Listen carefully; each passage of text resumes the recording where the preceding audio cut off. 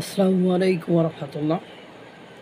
Senior আইনজীবী বীর মুক্তিযোদ্ধা জেডাই খান পান্না সাহেব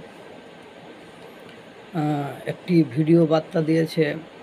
15ই আগস্ট জাতীয় শোক দিবস, বঙ্গবন্ধু সহ বঙ্গবন্ধুর পরিবারের 16 জনকে একসাথে হত্যা করা হয়েছিল সেই দিন উপলক্ষে।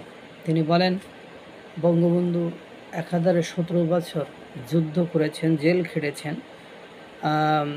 একটা হলো সরাসরি রণক্ষেত্র যুদ্ধ, আর একটা হলো পাকিস্তান অপশক্তির বিরুদ্ধে যুদ্ধ। সেই যুদ্ধের মহাশক্তি হলেন বাঙালি জাতির জনক বঙ্গবন্ধু শেখ মুজিবুর রহমান।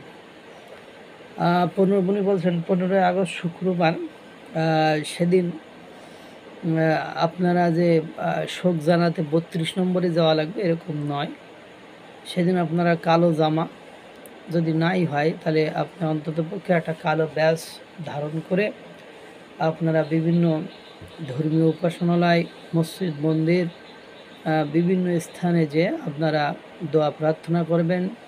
ওই বঙ্গবন্ধু, বঙ্গমাতা, তোমার শেখ কামাল জামাল, শেখ হাসিন, তাদের স্ত্রী, তাদের সন্তান, এদের জন্য আপনারা দোয়া প্রার্থনা করবেন এবং জয় বাংলাকে যারা ভালোবাসেন তারা জয় বাংলা স্লোগান দেবেন।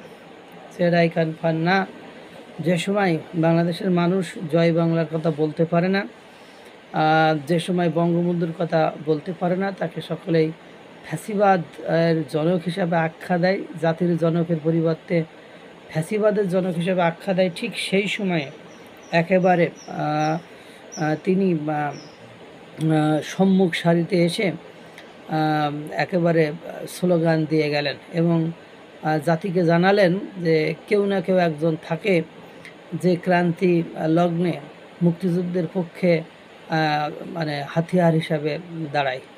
আল্লাহ তাআলা সকলকে ভালো রাখুক, সুস্থ রাখুক। আসসালামু আলাইকুম ওয়া রাহমাতুল্লাহ।